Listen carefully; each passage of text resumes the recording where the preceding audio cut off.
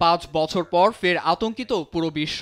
আতঙ্কের কারণ হিউম্যান নিউমোভাইরাস বা এইচএমপিভি, যেই চীনে প্রথমবারের মতো কোভিড শনাক্ত হয়েছিল, সেখান থেকে সূত্রপাত এই ভাইরাসটির। চীনের উত্তরাঞ্চলে শনাক্ত হওয়া ভাইরাসটির উপদ্রব সম্পর্কে জানতে কৌতূহলের শেষ নেই গবেষকদের।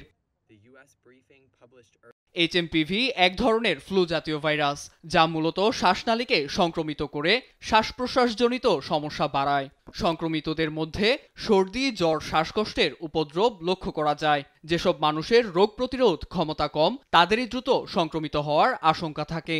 বিশেষ করে শিশুরা এই ভাইরাসে বেশি আক্রান্ত হয়ে থাকে। তবে সিঙ্গাপুরের সংক্রমণ বিশেষজ্ঞ হু লিয়াং জানান, এতে ভয় বা উৎকণ্ঠার কারণ নেই। সচরাচর শীতকালে শিশুরা ফ্লুয়ে আক্রান্ত হয়ে থাকে, কারণ শীতকাল ভাইরাসের স্পাইকগুলো বেঁচে থাকার জন্য এবং ছড়িয়ে পড়ার জন্য উত্তম সময়। তিনি আরও জানান, 5 বছর বয়সী শিশুরা অন্তত একবার হলেও এইচএমপিভি দ্বারা সংক্রমিত হয়ে থাকে।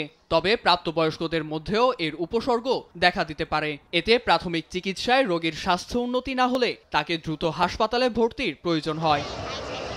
এদিকে বিশ্ব স্বাস্থ্য সংস্থার রেকর্ড বলছে 2001 সালে নেদারল্যান্ডে সর্বপ্রথম এইচএমপিভির সংক্রমণ দেখা যায়। তবে নতুন করে চীনসহ ভারতে এর উপদ্রব দেখে উদ্বিগ্ন সবাই। আগামী মার্চ মাস পর্যন্ত চীনের উত্তরাঞ্চলটিতে এর সংক্রমণ থাকবে বলে ধারণা বেইজিংয়ের সংক্রমক বিষয়ক বিশেষজ্ঞদের। এছাড়া মার্কিন ও ব্রিটিশ স্বাস্থ্য কর্তৃপক্ষের তথ্য বলছে, বিদায়ী বছরের অক্টোবরে এইচএমপিভি সংক্রমণের শিকার হয়েছে দেশ দুটি। এখন একটাই প্রশ্ন, কোভিডের মতো আরেকটি ভয়াবহ মহামারী না দেখতে হয় সবাইকে? সাধারণের এই আশঙ্কার দেয়াল ভেঙে দিয়েছে বিশেষজ্ঞরা। জানান, ভাইরাসে অভিনব প্যাথোজেনের উপস্থিতি থাকলেই তা মহামারী ছড়াতে পারে, কিন্তু এইচএমপিভি এক ধরনের ফ্লু জাতীয় স্পাইক হওয়ায় মহামারী ছড়াতে পারবে না। তবে জনসমাগমে মাস্ক ব্যবহার করে সতর্কতা অবলম্বনের পরামর্শ বিশেষজ্ঞদের।